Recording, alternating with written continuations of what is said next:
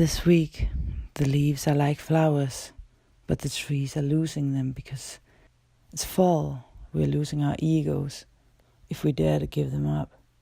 It's that time of year astrologically. Look inwardly and see what you need to let go of. Welcome. Hi there, Capricorn, and welcome to your modern shaman, Maria and Rainbow Land, here with the weekly astrological forecast, heartful forecast, for the week that starts at the 22nd of October and ends at the 29th. So I'm out here in the Danish beautiful nature with my fire, which I need to organize a little bit more, and the blue sky and beautiful nature. So this week we have several things going on. We have a full moon in Taurus with Uranus in conjunction. This is in your 5th house. This means that there may be a chance of you really wanting to explore life, have fun, release your more romantic side and playful side. And with Uranus here, there's a restlessness. This is something that, come on now, let's do this. You have the sense, and it may be that you're gonna say to someone, "Come on, people, come on, party people, this is what you want." You know that song? There's someone that might feel like, okay, I'm not gonna be held back anymore. Now we're gonna do it. So maybe you're gonna say to someone that, hey. But well, look at this. I don't know why I'm so silly now. Let me turn the camera and calm down and continue with the report, looking at nature. Sorry. Okay, so a lot of things like 4 planets, Jupiter, Venus, and Mercury, and the Sun is in your sociable house, the 11th house, people, friends, groups of people in general. So the sociability is on, and you, not everything is in this sector of your life is like you want it to be. There's a block to it somehow, and that is why we have a retrograde there with other people. But Venus is retrograde. Venus being retrograde is of course a deeper things in you that has changed, you know. Or maybe someone has changed your style towards you, the way that they are, and now you are gonna be forced to change, put boundaries, and change maybe the way that you look upon things in your more social sector and how you come about. But the full moon on top of Uranus is bringing some restless energies with this fun, pleasure-seeking self-expression. So if you are with a group of people that suppresses these sides in you, as I said, maybe you're gonna feel like saying no to that. But the Venus retrograde is a resetting, as we know, on a very deep level because it's in Scorpio transformation. But Venus is also going to be conjuncting the Sun. So if you're single, you're going to be perhaps driven towards someone that you feel like, wow, he or she is, yeah. Or maybe just some loving affection and some wanting, seeking pleasure in life and feeling enjoyment in a social way also this week. And because your planet is also in sextile, in sextile to Venus, and your planet being in your sign. So if you have someone in your life you feel really comfortable with, maybe this can be a really crucial time for you to connect on a deeper level, socially, and get some things figured out here together. But a sudden change of plans with Uranus here maybe come up, and it can be related to money, investments, shared resources, things like that. And of course it can also have something to do with your children, your child, or your romantic partner. Let's see what the cards has to say this week. So card of the week, or we will have cards of the week because we are dealing with astrology cards first. So astrology card of the week for the Capricorns. Already, that's fast. It's about the sun, the spirit. The sun is the ruler of the 5th house.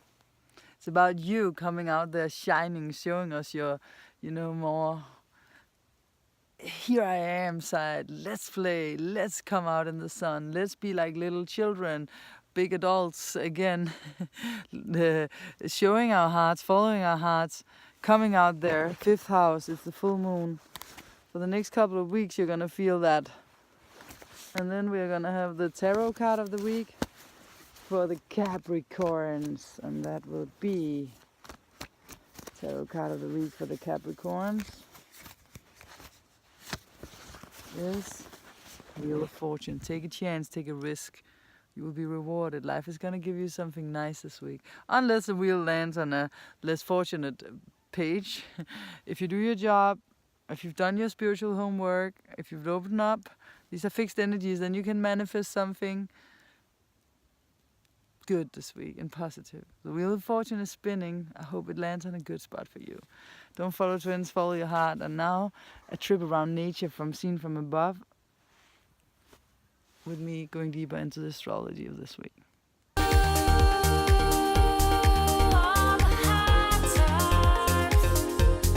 Be still, quiet your mind. We are now at the collective report. We're traveling through nature.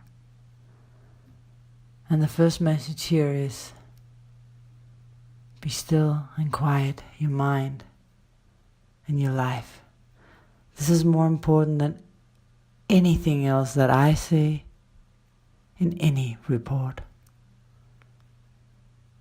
Be so still that you can touch your heart and hear your heart beat. Tick, tick, tick. Without this, all of these reports that I do or that you hear are so very unimportant, because if you're never still, if you never quiet your mind and hear the heart speak, then your ego is running the train and you'll be driving around in circles.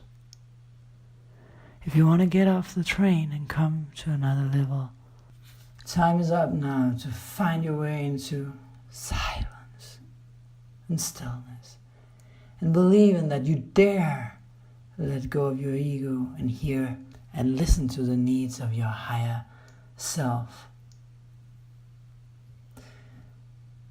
Do you dare to become a servant for something bigger than the ego? Something, as a part of you already know the road towards, or are success and control and all your learned programming is more important to you? Have you even discovered who you are or what your calling is? Can you feel this consciously? Or there too much clutter and dirt? If there is too much clutter and dirt, you know what step 1 will be now.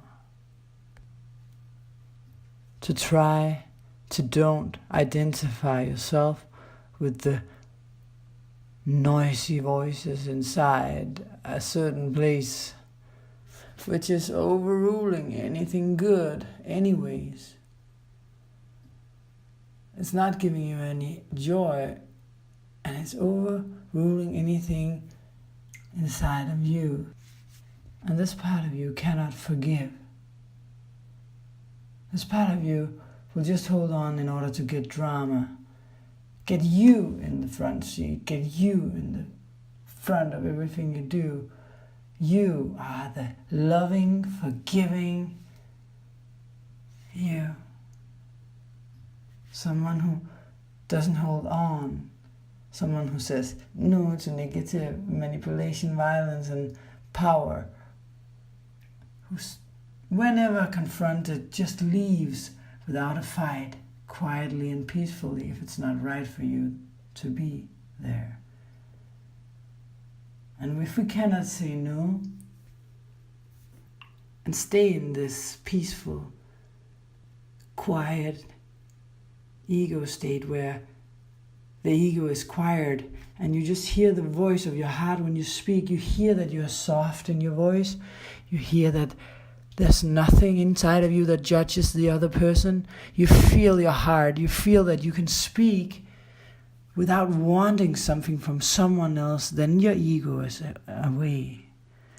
And if someone's overstepping your boundaries, you just say no peacefully with the same voice and you walk away.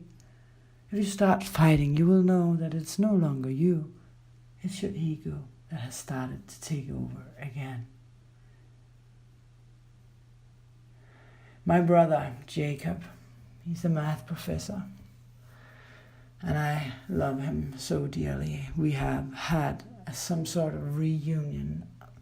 Not that we were at a phase where we never saw each other, but we reconnected in our hearts in such a beautiful way. And I remember 3 days ago, prior to this reading, and I remember that he would always have in his wallet when I was 16 a note that said, no, when he was 16, I was 8, a note that said, treat others like you want to be treated yourself. And he was 16, and he was actually the popular guy in school. And isn't it cool that the popular guy is a role model instead of just someone looking good? I love my brother for this. He always tried as the best he could. I mean, we all have ours. But as my parents also always tried to treat others kindly. And this is this kind part of our hearts that I'm talking about. I just want to say that anyone who has a lot in Scorpio and certain things in their horoscope that are being hit, the crises are worse for you guys right now. So old fear can be triggered from outside of you to the max, and you have to remember that the ones who are triggering it are not the responsible ones for you having this inside of you. So try not to go into the victim role, where you let your old fears take you down to that lower part of yourself where you cannot control anything because you're just in affection, thinking you're now being hit or being the victim, being someone who is a victim for someone else. No, someone else is trying to show you something. It's like that for all of us. Old fear are triggered from the outside to the max these days. So, Venus is definitely in a crisis week right now. She's squaring the stuff that went up there in Aquarius. I won't go too deep into all this. So, the Venus-Uranus opposition and all this also from last week. Going into this week, you can expect a sudden turn of events of something. The moon will go through Aries, Taurus, and Gemini. So the moon will start off trying to start new stuff up with energy and a lot of, let's do this, and fire and maybe also selfishness, but it will square the things up there in the 10th house. So there will be some confrontations with authority figures and some letting go during the first part of the week. Moves into Taurus, crosses over Uranus, and is in opposition to all the things in Scorpio. This means that we will definitely feel tense and increased tension around the things we're working with right now as we move into the middle part of the week. And as we were Wednesday, as it meets Uranus, a sudden change of events can happen again. Then at the weekend, next week, it will be in Gemini, communicating, talking, being out and about, King Kongsing. The things in Scorpio, weird, awkward things can come up as well, situations, but the energy will be a little lighter than it was middle week. But definitely an intense week still, as we are now, really in Scorpio. So with the sun as well. So there's different change of directions with Venus in this Venus retrograde phase that I've mentioned many times, which is 40 days and nights until the 15th of November, and then out of the actual whole cycle at the 18th of December. So it's a long cycle, but there will be shifts for you around the 31st of October when Venus is in Libra again, where she's at home. More light air energy instead of Scorpio. So a shift on the 31st of October. a shift again on the 16th of November, or 15th, 16th, depending on where you are, when she's at the bottom of her bow tie in her retrograde phase. You will now feel that you are able to move forward with a new light and new glasses on, and all the very, very deep and hardest issues in your relationships might be possible to let go of here, but only if you really feel them, so it also feels the hardest. So at the 2nd of December, she'll be back into Scorpio again in opposition to Uranus, so a lot can happen here too. There's a turning point that does so that the things that you thought were like they were aren't like that at all. And we are going through over the critical zone again here and see what the future can bring for us after all of this. What have we learned? How can we do this even better when we're in relationships? Can we redecide some of the things that we decided for early on that we maybe discovered weren't the right things for us, but we learned from?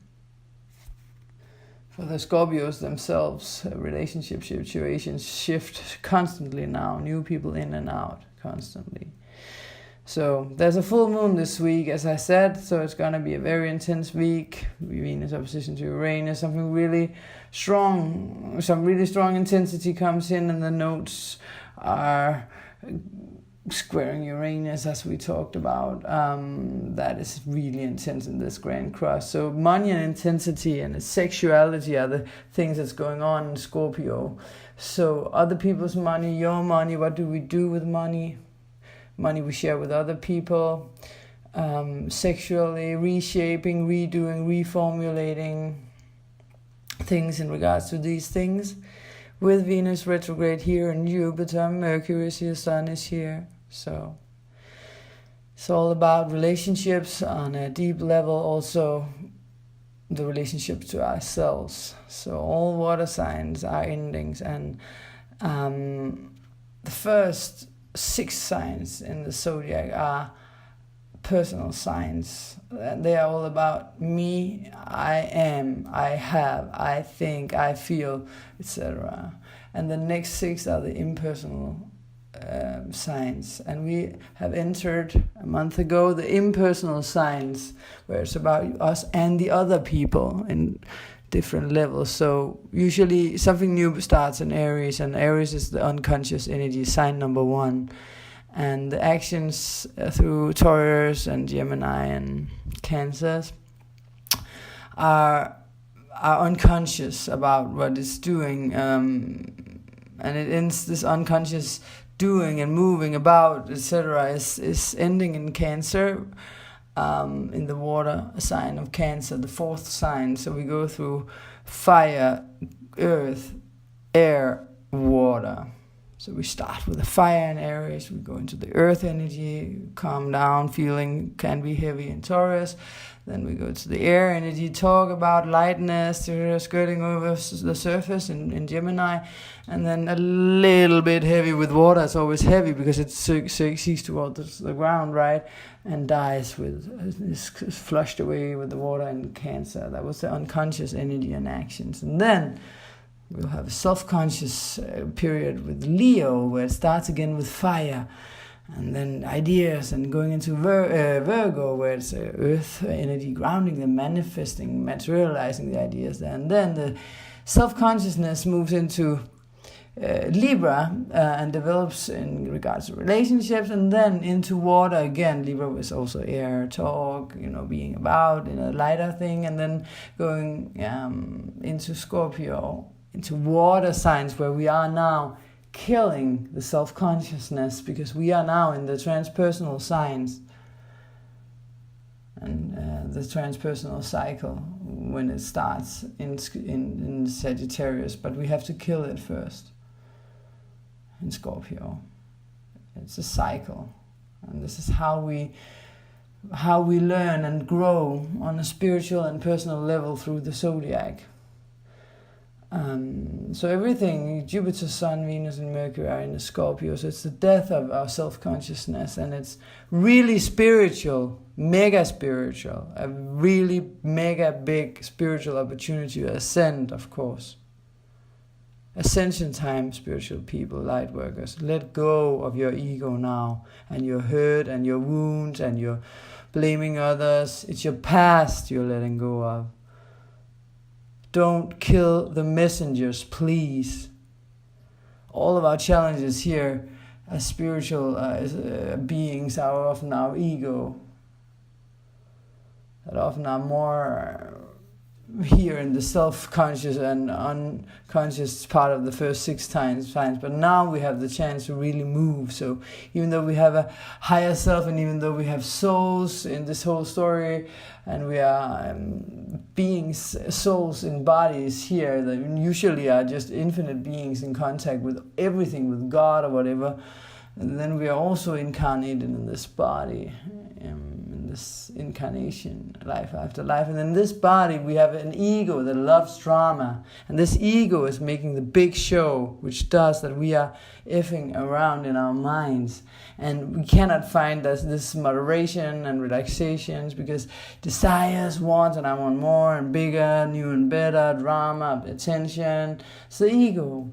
So that it doesn't have to be removed, it'll just be more and more noisy as you try to get silence. So when you start meditating, trying to get into your silence I talked about in the beginning, you have to know that the ego will be louder. Don't be fooled by it. Stop being the victim of your ego, of other people feeling like it. See that you create your reality. Okay, there's a reason why people do towards you what they do. Find out why. It's because you're not in your heart. It always is because you're not in your trust position of the heart. Yeah, well, it's because Peter was also always a jerk, so of course I cannot trust him. No, but if you really cannot trust Peter, why are you with 3 Peter? Did you give him a chance of being trusted with all of your heart and love? What did you contribute with? Did you dare to walk away from him and treat yourself with that love and respect that you want from others? Because that's what you have to do if you want love and respect. Well, so physically and emotional drama is what the ego wants, and pleasure. So the brain that won't stop thinking is Mercury, rational thoughts. But in Scorpio, Mercury cannot be rational. He will feel the intensity. Usually he wants to say that, if I do this and this, then that and that happens. But here he doesn't have control, but he can see with his heart and his feelings if he dares to. So try to use him to investigate, be the detective, as I said last week. So, well, the ego comes up in Leo, and then we have to go to Virgo to get the control of the whole thing. So, Venus is reviewing our connections also to the body. Venus, and actually Venus is the earthly love, but we also have a more spiritual love with Neptune, and Neptune is the higher octave of Venus. So when Venus goes direct, you'll be coming into a beautiful trine with Neptune.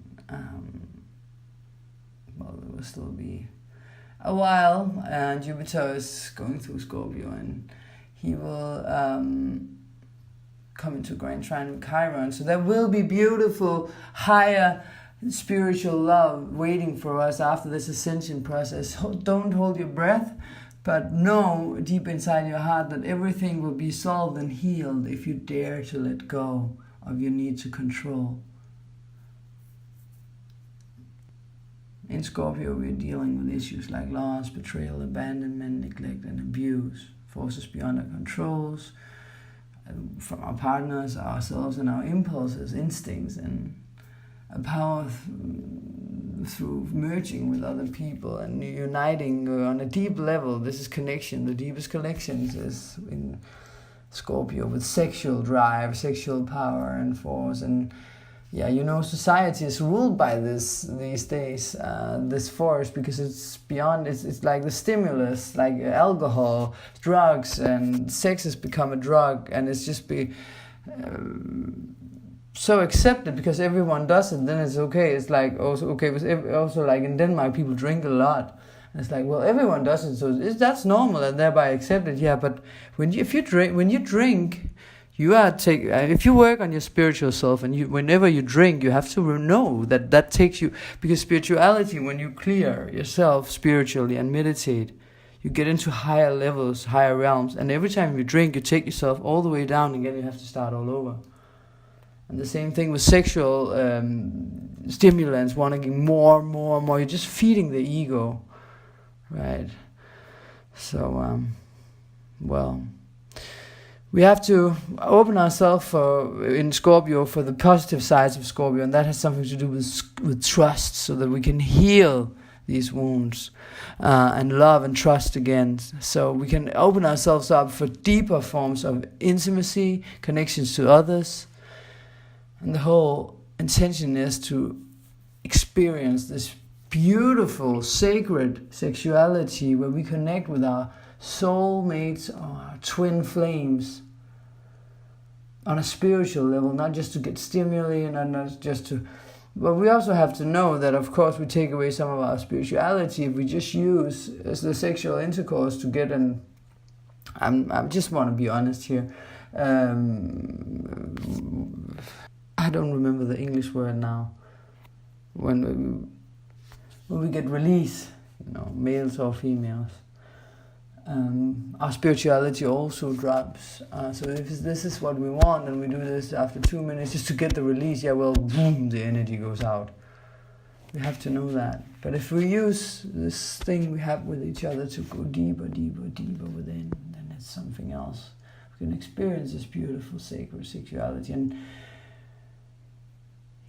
the society stimulus has something to do with something new and exciting, with all this Tinder and stuff.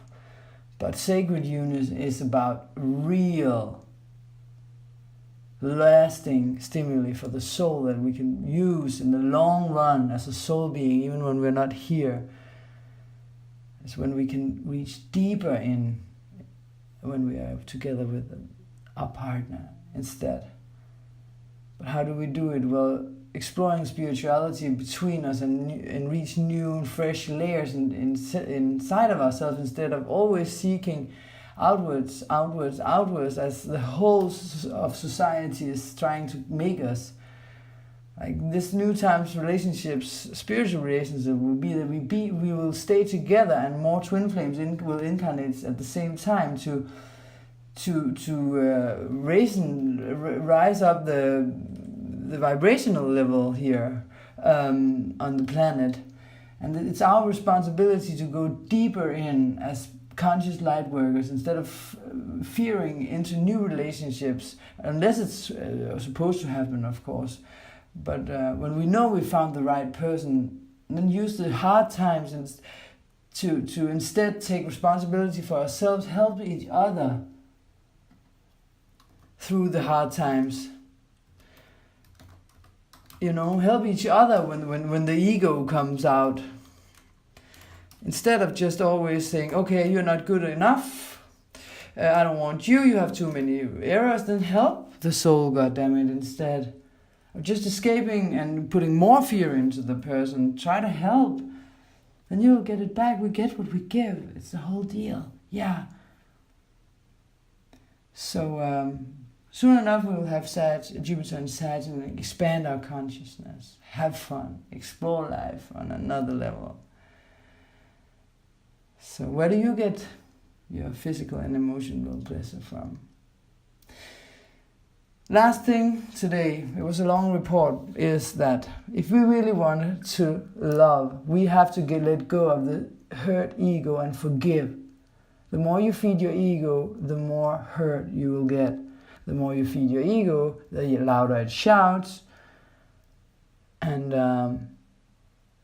when it wants this and that in supermarket, and you just give it to it, it will just shout louder. And that's why it's good to meditate and find soul peace and find out what you actually came here to do on a soul level. What is your purpose? If you can't pinpoint it mentally, then go into your heart and feel every day when you walk around, am I doing something that makes my heart happy? It can just be that you start smiling to other people and spreading love and joy just like that. It's a simple thing, We don't all have to become like this big, great thing. It's just society that says that. Find your path. Maybe your sole purpose is just to put smiles into this world. Don't follow trends, follow your heart. See you next week. Thank you. Namaste.